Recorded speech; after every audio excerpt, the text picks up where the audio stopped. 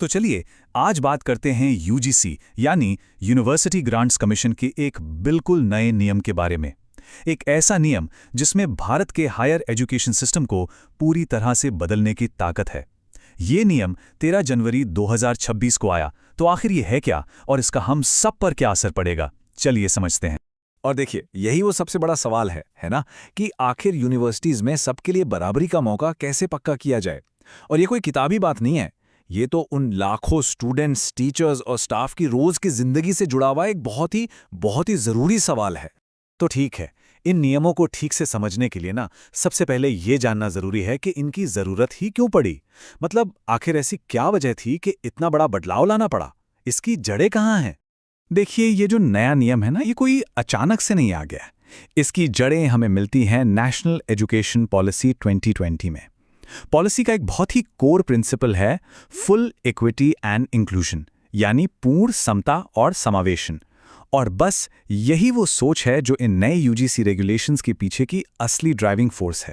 और ये रहा इसका पूरा ऑफिशियल नाम, the UGC promotion of equity in higher education institutions regulations 2026।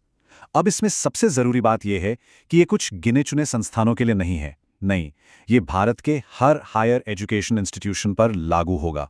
और हां, ये 2012 के पुराने नियमों को रिप्लेस कर रहा है, तो समझ लीजिए कि ये एक बहुत बड़ा अपडेट है। अच्छा, तो अब हमें ये तो पता चल गया कि ये नियम क्यों आया। अब सवाल यह है कि ये काम कैसे करेगा। पर इसमें सीधे कूदने से पहले कुछ जरूरी शब्दों का मतलब समझना बहुत जरूरी है, क्योंकि इस डॉक्यूमेंट में ना हर शब्द का एक खास मतलब है। जैसे कि भेदभाव या डिस्क्रिमिनेशन, अब इसकी परिभाषा बहुत वाइड रखी गई है। मतलब ये सिर्फ किसी बड़े या खुलेआम किए गए बर्ताव के बारे में नहीं है। किसी भी तरह का अनफेयर ट्रीटमेंट, चाहे वो धर्म, जाति, लिंग या किसी भी और आधार पर हो, वो सब इसमें शामिल है। अगला शब्द है समता यानी इक्विटी, और इसको समझना बहुत जरूरी है। देखिए, ये समानता यानी इक्वालिटी से अलग है।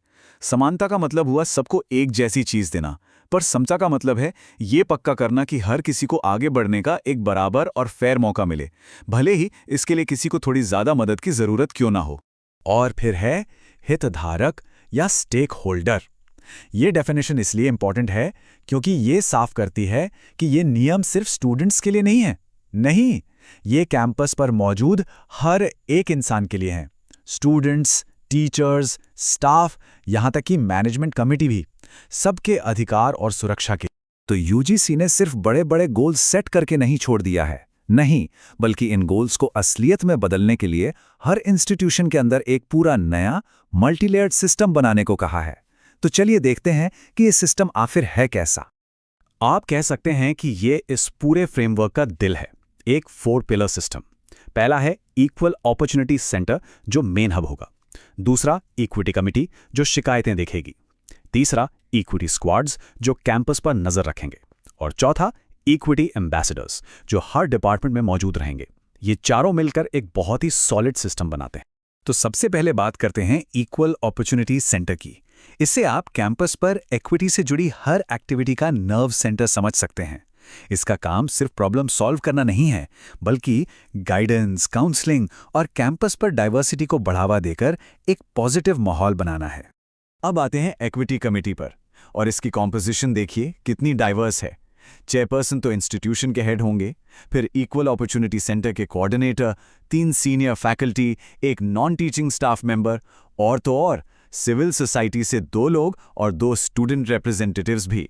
मतलब ये पक्का किया गया है कि हर आवाज को सुना जाए। और यहीं पर ये नियम कागज से निकलकर जमीन पर आते हैं। इक्विटी स्क्वाड्स और इक्विटी एम्बेसडर्स, इनका रोल प्रोएक्टिव है।